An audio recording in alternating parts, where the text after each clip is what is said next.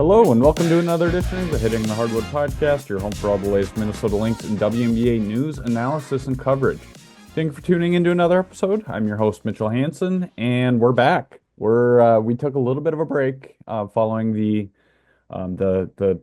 historic Minnesota Lynx season, historic WNBA season, great WNBA Finals that we saw between the Minnesota Lynx and the New York Liberty, and now we're in full off-season mode, and we're although the off season is here, and normally that means kind of a dull time in news and in action around the league, that definitely hasn't been the case so far, which we'll touch on here in a little bit. But it's been an entertaining off season thus far. It's only going to get more entertaining, and then as we flip to the new calendar year, it kind of gets in full swing again, and we start looking ahead to 2025, maybe a little bit more than what we are right now. But in the meantime, we have some stuff to talk about that has taken place or will be taking place here this off season. But I wanted to give you a little bit of I announced this on social media not too long ago, from the Hitting the Hardwood channels, but wanted to give you a little bit of an update on the scheduling of this podcast throughout the off season. It'll be very similar to what we did in years past, or last year specifically, where we'll just have one podcast a month over the off season. If anything occurs where we need to do another one, we'll obviously do a quote unquote emergency podcast. But that's what it'll look like here in the off season. It allows for a little bit of a kind of regroup and kind of re-energize in taking some time away. But also providing this podcast because it's something that I enjoy doing, and I want to make sure I'm bringing to you guys to keep you in the loop, and to continue covering this league in the off season. And we have plenty of Minnesota Lynx that are still playing here this off season that we can still watch, as well as players throughout the league. But with that said, normally I do have a guest on the podcast. But this week you guys are just stuck with me, which no, we had some scheduling conflicts, which resulted in a little bit of a delay of a guest or two that I was reaching out to or in contact with. But things happen. It's busy. It's busy for everybody, and that's totally understandable, especially around the holidays here. It's a busy time of the year for a lot of people. So. We'll have in a couple weeks, following the expansion draft, which I'll touch on here in a little bit. But following the expansion draft, I'm hoping to have somebody. I will have somebody at that point, but I'm hoping to have a special guest here for you guys that will maybe look back on the expansion draft and what all took place and who is still on this roster for the Minnesota Lynx. So speaking of roster. Let's dive right into it. Let's dive right into the off season. Well, actually, I'm going to take a step back, and before we get into the off season, let's talk about what's taken place so far. Obviously, earlier this off season, Minnesota already lost two key voices within the organization, that being Claire Duelius, the GM, and Katie Smith as an assistant coach. Two very well-respected individuals, two very talented individuals. The Katie Smith move kind of surprised me a little bit. I thought she would be worthy of a WNBA job. Not that she's not worthy of that by taking the Ohio State assistant coaching job. That is her alma mater, and that's, I think, it definitely carries a nice place in her heart, a special place in her heart. It does the Ohio State program. So that's a great move for her. And maybe one day she'll end up taking over that program and thriving in that program, like we saw her in Minnesota and earlier on in her career. So best wishes to Katie. She'll definitely be missed on Cheryl Reeves' coaching staff, as now Cheryl looks to fill out that coaching staff. One player I would love to see, I'm not reporting this, but one player I'd love to see is Lindsay Whalen.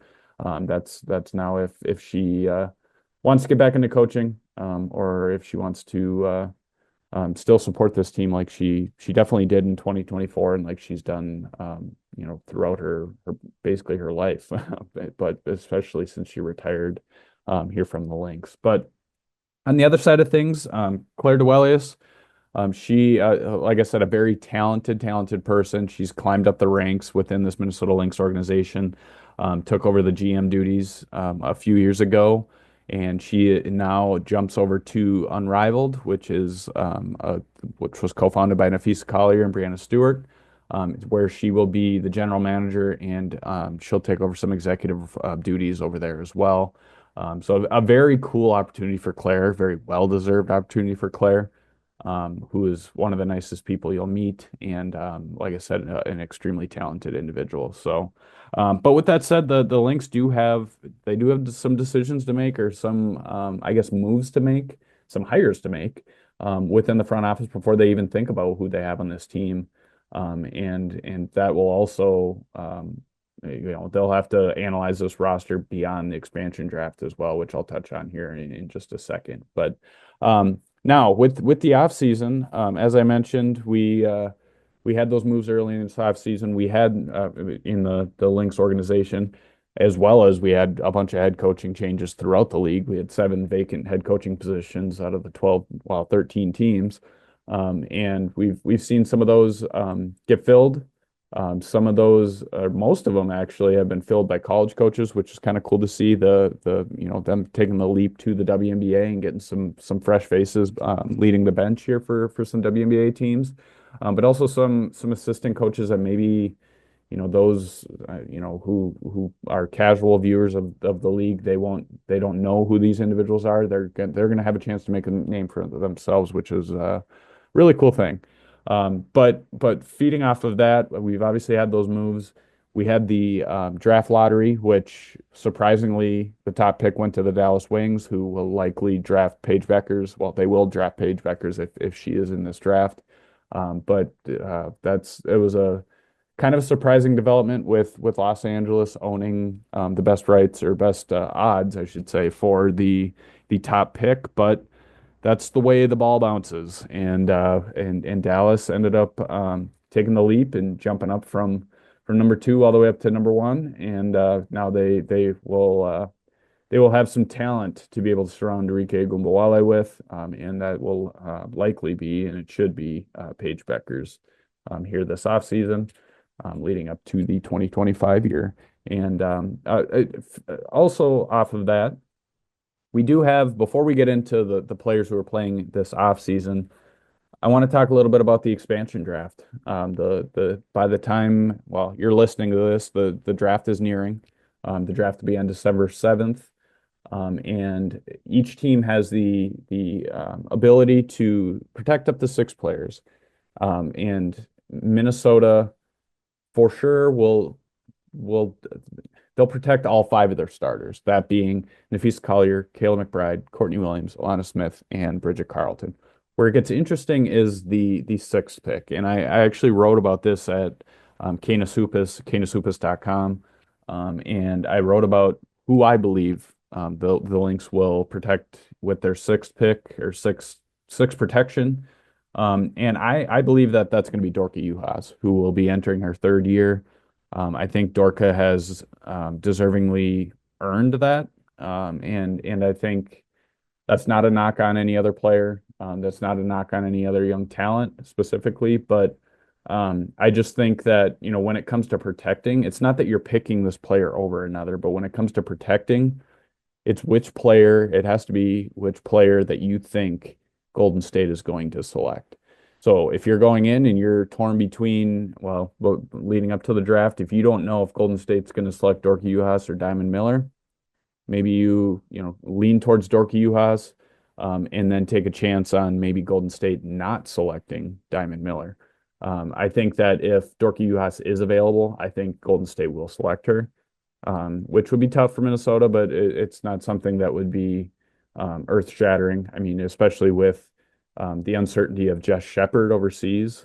Maybe she might return if Minnesota does end up losing Dorka Juhas in the expansion draft. But for me, I think it's going to be the starting 5. It will be the starting 5, and then I think it will also be Dorka Juhas. Some other names, I just mentioned her, Diamond Miller, former number 2 overall pick. Alyssa Peely, I think that she's a very intriguing option. I think that, I don't think it's likely that Minnesota protects her, but I do think that Golden State will select her if that is the case where Minnesota leaves her unprotected. just for the fact that she is a raw talent. She is so talented on the offensive end, and she's kind of a rare player with being a player that is a big but also or is so skilled offensively like Alyssa Peely is. But then there are some other options. Obviously there you know you have Maisha Hines-Allen. Maybe that's a player that Minnesota will take a chance on. She played well down the stretch for Minnesota after trading for her at the trade deadline. Natisha Hiedeman is a really intriguing option. With that backup point guard spot, does Minnesota value her veteran presence in that depth role where they want to protect her from Golden State even considering to select her? So that is an intriguing selection to for Minnesota to basically choose one of the players out of, you could argue, five. And that will be a tough decision for Minnesota, but in the end, I do think, like I said, it'll be Dorky Juhász just because I think that, let's say Minnesota does protect Dorky Juhász, that leaves Diamond Miller, Alyssa Peely, Maisha Hines-Allen, and Tisha Heidemann, among others. But of the names that I listed there or named just a few seconds ago, I think that the player that would get selected by Golden State is uh, one of either Diamond Miller or Alyssa Peely. And I honestly, given Diamond Miller's injury history, I think that they would pick Alyssa Peely, that being Golden State. So that means that Minnesota would obviously keep Diamond Miller. They would have the ability to re-sign Maisha Hines-Allen and or Natisha Hiedeman and I think that Golden State will ultimately pass on those three, which to me obviously means that you shouldn't protect them if you are under the impression that they're not going to be selected. If that ends up happening, well, then you take that risk, and it's the same way in a draft. If you don't want to trade up to get a player at five, you wait until your pick at number seven, and that player's gone. Well, you took that risk. So it's kind of a similar situation. But all in all, this is a good thing. It's an exciting time with Golden State entering the league. Going to be the 13th WNBA team. This will be the first of a couple off seasons where we'll have this expansion draft. So Minnesota will have another tough decision next off season. But this is an exciting time, and it's not only going to see the growth of the league, it's going to offer more job opportunities, which is great, especially leading up to the draft. That'll be a great thing for the league, and it'll only help its growth, its exposure, and it'll only hopefully continue to skyrocket from here, like we saw in 2024. Now, with that said, I did talk a little bit earlier on about the off season, and obviously we have, as many of you know, once the WNBA season is over, a lot of players disperse and go overseas. It's been that way for years. Most of the time, unfortunately, players are getting more money overseas, so they go overseas to make, a bulk of their income over the year. They don't make, they just make a fraction of their overall income when they play in the WNBA, which is unfortunate, but that hopefully will change here in 2026 when the new collective bargaining agreement is agreed upon and negotiated. But we do have about, 13, which is really impressive, 13 players for the Minnesota Lynx that are playing overseas here this offseason. I should say we have 4 that are staying here in the United States and 9 that are going to be playing overseas. So I'll go kind of down the list here where you can watch these players, where you can find them. If you're looking online, this will help with you keeping tabs on where they are, how they're doing throughout the off season, whether that's across the globe or here in the United States. I should mention too that I will have, starting in December, I'll have a Lynx off-season update, as I have done in years past, at Canis Hoopus, canishoopus.com. And that is where you'll find weekly updates on how each player is doing, how they've done in the past week. So I'll do that regularly throughout the off season as we lead up into the start of the kind of training camp period, or at least into the early few months of 2025.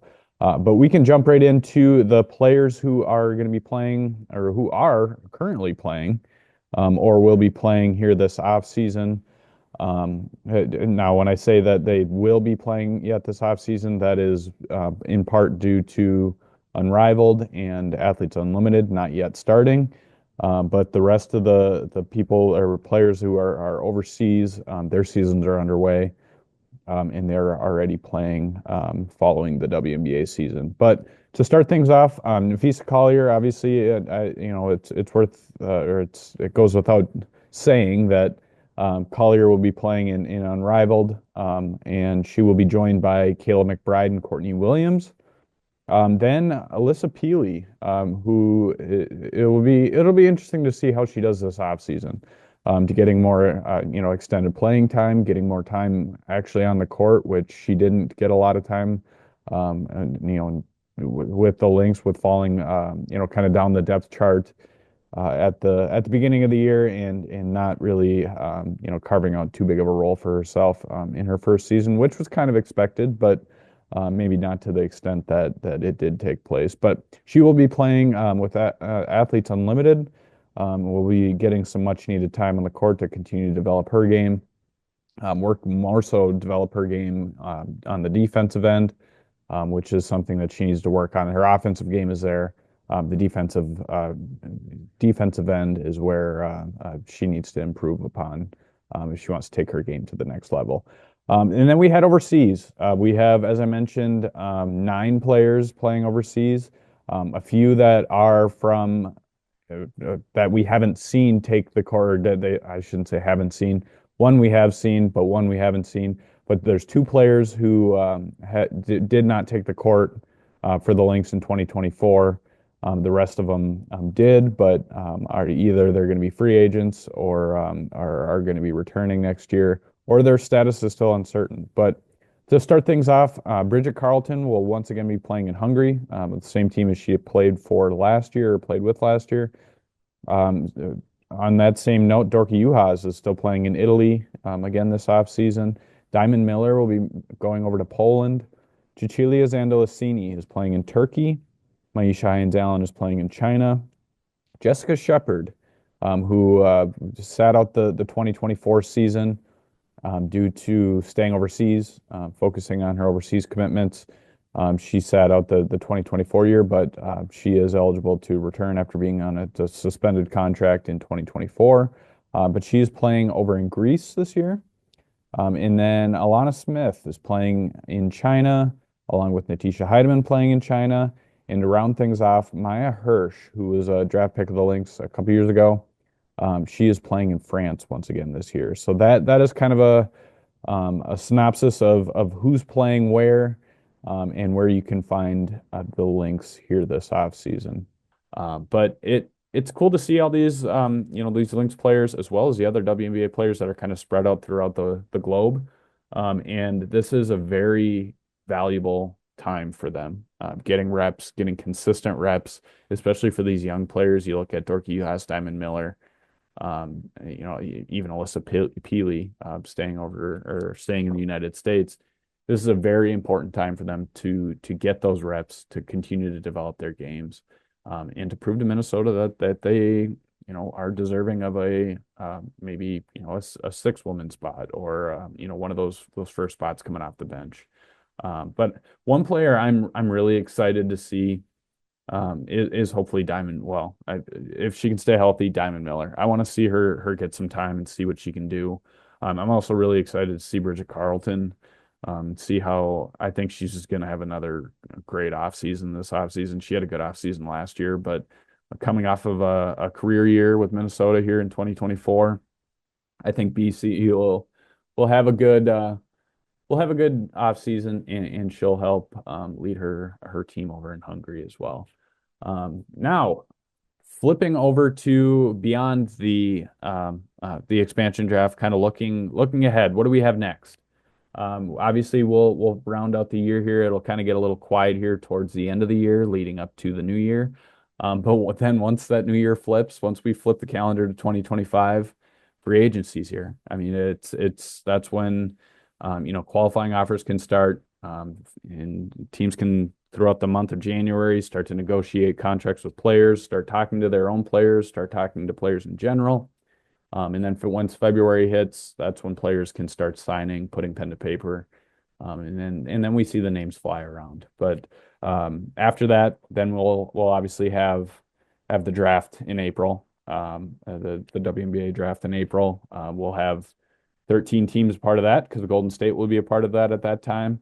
We'll obviously know more about rosters, the needs of teams after the expansion draft, and depending on who Golden State selects, or which players Golden State selects. But we'll have the draft here in April. Paige Bueckers will be the number one pick if she declares, if she indeed does jump to the WNBA. She will be the clear number one pick. But it'll be interesting to see who is all in this draft and what will take place after that top pick and how the picks will unfold after that. But beyond that, then we have at that time then we have training camp already, and then we get ready for the new year and back at it again. But until then, we'll wait for wait for the expansion draft. We'll wait for the end of the year to conclude. We'll keep our eyes on these players in the off season, and we'll enjoy the off season while we can because the WNBA season will be here soon. It always seems like it arrives a lot faster than anyone expects, and it also the season goes faster than anyone expects. But the off season, it once used to be kind of quiet. Once was quiet. Now it's not quiet. It's very similar to any other league, any other professional league. Basketball never sleeps, and the WNBA never sleeps either. And especially with Unrivaled this offseason, it will be year round, which will be a treat for women's basketball fans and basketball fans in general. And I know that I will be watching. I will be sitting my butt on my couch watching as much basketball as I can, in women's basketball as I can in the middle of winter here. But it'll be fun. It'll be fun to see the college basketball season unfold. See that next crop of talent. See when they're or where they're at, how they're doing, and where they might land as they take the lead to the next level. But with that said, you've heard enough of me talking. I appreciate you listening. I want to, before we wrap up, I just want to reiterate the podcast scheduling. I talked about the schedule. It'll be once a month coming out.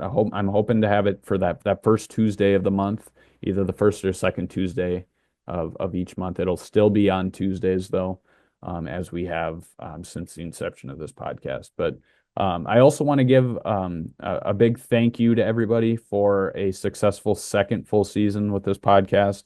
As I mentioned on Twitter, as I mentioned on social media, as I mentioned last time I think I had this podcast, I couldn't do this without you. I couldn't do this without all of you listening. And I can't express how crazy it is that people follow me and support me while I do this. That sounds weird, but I never thought that I would be in this position. And I honestly, I never take it for granted. I really do enjoy it.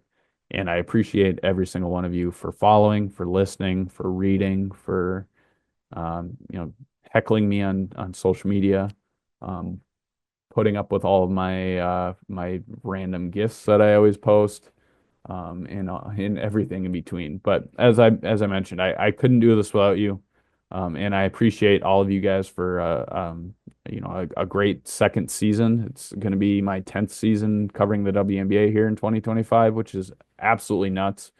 But it's my second full season doing this podcast. Looking forward to year 3, and I want to keep this thing going. But with that said, I do want to ask if you are able to, if you are able to support Hitting the Hardwood, you can reach out to me at hittingthehardwood@gmail.com, and we can talk about a partnership if you want. We can figure out how that will all work.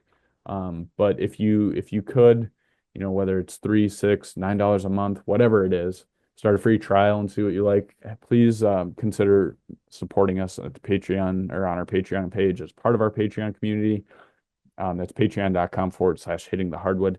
Anything that you are at, all proceeds or all the money that you spend on the monthly subscription, that comes right back to Hitting the Hardwood, and it goes towards this podcast to ensure that we can keep doing this.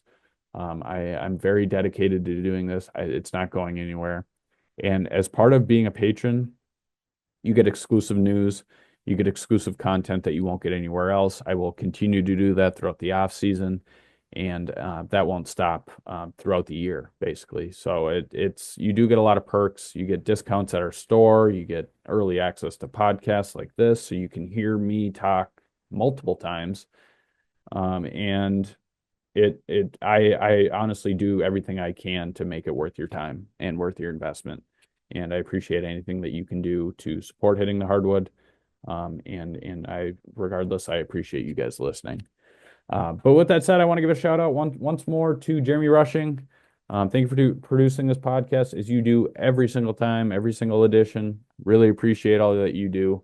It's been a great partnership here over the past 2+ years, really. But I also want to give a shout out to our partners. I want to give a shout out to betteredge.com, BETTOR edge.com, and also Fantasy Sports Evo. Both of those are phenomenal betting platforms. You should go check out both of them. I use both of them regularly, and I absolutely love them. I just actually use them here the night before I'm recording this podcast because I bet on some NBA games and some NFL games. So you can do any sport. Obviously, the WNBA when it's in season, you can definitely do that. You can do college basketball. Go check that out for college basketball, and just test it out and see how you like it. I promise you won't be disappointed. The third is Homage, HOMAGE.com. You can go to our website. There's 2 links within our website. Go to our partners tab, go down to Homage, and that's where you'll find where you can get Lynx gear and WNBA gear. If you click on those links, go to the website, purchase anything on that website, no cost to you. A portion of that payment or what you spend comes back to support Hitting the Hardwood. So anything you can do to support Homage, support Hitting the Hardwood, would really appreciate it. As always, I appreciate anything that you guys can do to support Hitting the Hardwood. But like I said, you've heard enough of me talking. I appreciate you sticking with me. I apologize for not having a guest that I thought I would have this week, but that's the way the cookie crumbles. As I said, that's the way the ball bounces, and I'm running out of other analogies to say. So, with that said, I appreciate you listening. I will have a guest next week, so I stop rambling, and I hope you all enjoy the rest of this off season because it'll heat up here real quick, and we're only about a month away from things getting real interesting. So enjoy the expansion draft. We'll check in with you after that, see how the Lynx roster is looking at that time. I'll have a guest at that point, and we'll hit the ground running from there and finish this year off strong before we flip the calendar to 2025. So enjoy the rest of the off season. I said, enjoy college basketball, enjoy the holidays. I hope whatever holiday you celebrate. For me, it's Thanksgiving and Christmas. If you do celebrate those, happy Thanksgiving, Merry Christmas. I hope you guys all have a great New Year. We'll talk to you before then, but I hope you all have a happy Thanksgiving. I hope you enjoy some time with family or however you spend it. I know that I'm thankful for you and all that you bring into my life and everything that you do for Hitting the Hardwood, myself, and everything in between. So enjoy, and I will talk to you soon.